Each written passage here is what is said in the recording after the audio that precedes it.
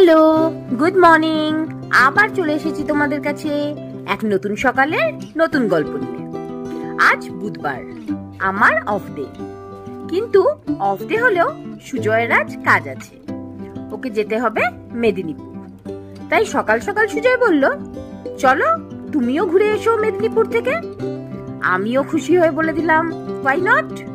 Of ডেতে যদি এরম একটা লং ড্রাইভ পাওয়া যায় তাহলে মনে হয় পুরো উইকটাই অফ ডেই থাকুক।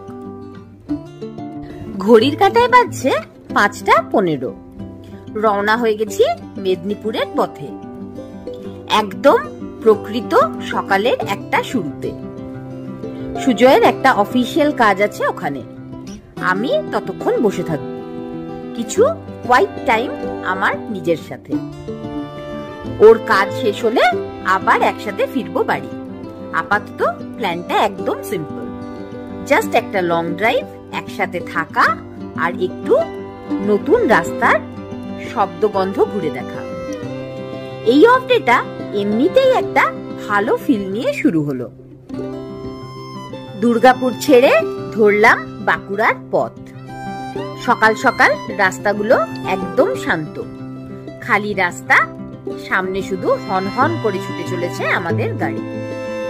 সুজয়কে পৌঁছাতে হবে 11টার মধ্যে, তাই কোনো জায়গায় আর দাঁড়াচ্ছি না এখন। পৌঁছে গেছি বেলিয়াতোড়। বেলিয়াতোড় থেকে বাঁকুড়া হয়ে বিষ্ণুপুরের রাস্তা প্রায় 58 কিলোমিটার মতো। কিন্তু আমরা বেলিয়াতোড় থেকে লেফট সাইডের রাস্তা ধরে পাঁচাল ফরেস্ট রেঞ্জের মধ্যে দিয়ে গেলে রাস্তাটা আরো 20-22 কিলোমিটার কম পড়ে।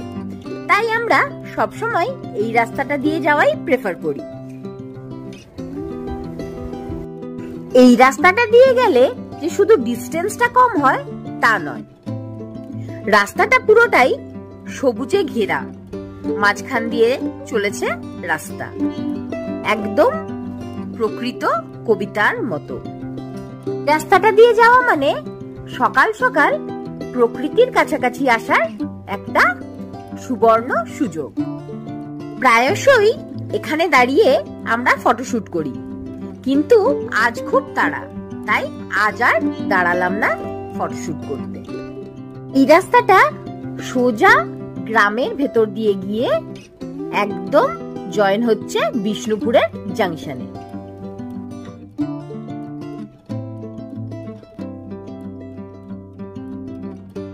প্রকৃতির মাঝে নিজেদেরকে হারিয়ে আর একান্তে দুজন গল্প করতে করতে কখন যে এতটা পথ অতিক্রম করে চলে এসেছি আমরা বুঝতেই পারিনি।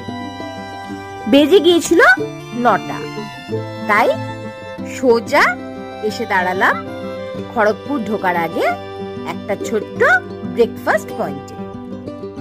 আজকে প্ল্যান ছিল রোজকার চেনা ব্রেকফাস্ট মানে রুটি, লুচি, পরোটার বাইরে অন্য কিছু ট্রাই করার। তাই দাঁড়ালাম একটা মুড়ি চপের ছোট্ট দোকানে, হাইওয়ের উপর। খুব চলতি দোকান, গরম গরম ভেজে দিচ্ছে পেঁয়াজি, বেগুনি, চপ, চাইলে ঘুগনিও পাওয়া যায় সঙ্গে। আমরা নিলাম গরম গরম পেঁয়াজি, ঘুগনি আর সঙ্গে মুড়ি, মাত্র 25 টাকা। তবে খাওয়ারের মূল্য যাই হোক, ফিলে ছিল দারুণ কিছু। হাইওয়ের উপর দাঁড়িয়ে সবুজ হাওয়ার মাঝে এই মুড়ি খাওয়া এক যেন মাটির সাথে মনের টানের মতো। আবার গাড়ি স্টার্ট করে কিছু দূর যেতে না যেতেই শুরু হলো ঝিরঝির করে বৃষ্টি। মনে হলো আকাশটাও যেন চেষ্টা করছে আমাদের এই লং ড্রাইভটাকে আরো রোমান্টিক করে তুলতে। উইন্ডশিল্ডে পড়া বৃষ্টির ফোঁটা ফোঁটা দানা আর গাড়িতে চলা স্লো মোশনের গান, আর আমরা দুজন একটা চুপি চুপি হাসির মধ্যে যেন ভিজে যাচ্ছি। প্রকৃতির মতো কেউ বুঝতে পারে না কোন মোমেন্টটা কিভাবে বড় মোমেন্ট হয়ে ওঠে। এই বৃষ্টিটা আমাদের অফ ডেটাকে একটা গল্পর মতো বানিয়ে দিল। ঝিরি ঝিরি বৃষ্টি মাথায় পৌঁছে গেছি বেলদা কলেজ। এখানেই সুজয়ের আজকে কাজ। প্রিন্সিপাল স্যারের সাথে একটা অফিসিয়াল মিটিং। সুজয় আমাকে বলল, আমি ভেতরে যাচ্ছি, তুমি কিছুক্ষণ গাড়িতে অপেক্ষা করো। আমিও বললাম, হ্যাঁ ঠিক আছে। কিন্তু সুজয় যাওয়া মাত্রই ঝেঁপে নামলো বৃষ্টি। আমি আর থাকতে পারলাম না গাড়ির ভেতরে। বেরিয়ে পড়লাম গাড়ি থেকে বৃষ্টিতে ভিজতে।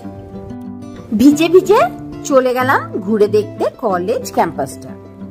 একদম শান্ত, একটা ছোট্ট পৃথিবীর মতো। কলেজ তখনও ফুল ফ্লেজে শুরু হয়নি। আস্তে আস্তে সব স্টুডেন্টরা ঢুকছে। কিছু ছেলে মেয়ে চলে এসছে, কিছু আরো আসতে বাকি। ঠিক যেন এক মোমেন্টে ফিরে গেলাম নিজের স্কুল ডেজগুলো। কলেজটার মেইন অ্যাট্রাকশন ছিল তার একটা ছোট্ট গার্ডেন। দূর থেকে মনে হলো বৃষ্টিতে যেন হাতছানি দিয়ে আমাকে ফুলগুলো ডাকছে। ভিজে ভিজে চলে গেলাম গার্ডেনটা দেখতে। বৃষ্টিতে ভেজা ফুলগুলো দেখে মনে হলো যেন প্রকৃতি নিজেকে নতুন করে সাজিয়েছে আজ আমার জন্য। ফুল দেখে দেখে হারিয়ে গেলাম কিছুক্ষণ একলা একটা বৃষ্টির গল্পে রাঙা বাগানের মাঝে। সুজয়ের কাজ শেষ হতে বেজে গেল প্রায় 1:30। মনে ছিল এখন লাঞ্চ করেই দুর্গাপুর ফিরে যাব। এর মধ্যেই ঘটে গেল একটা টুইস্ট অ্যান্ড টার্ন। কি হলো, কোথায় গেলাম আমরা, তার জন্য তো দেখতেই হবে আজকের ব্লগটা পুরোটা।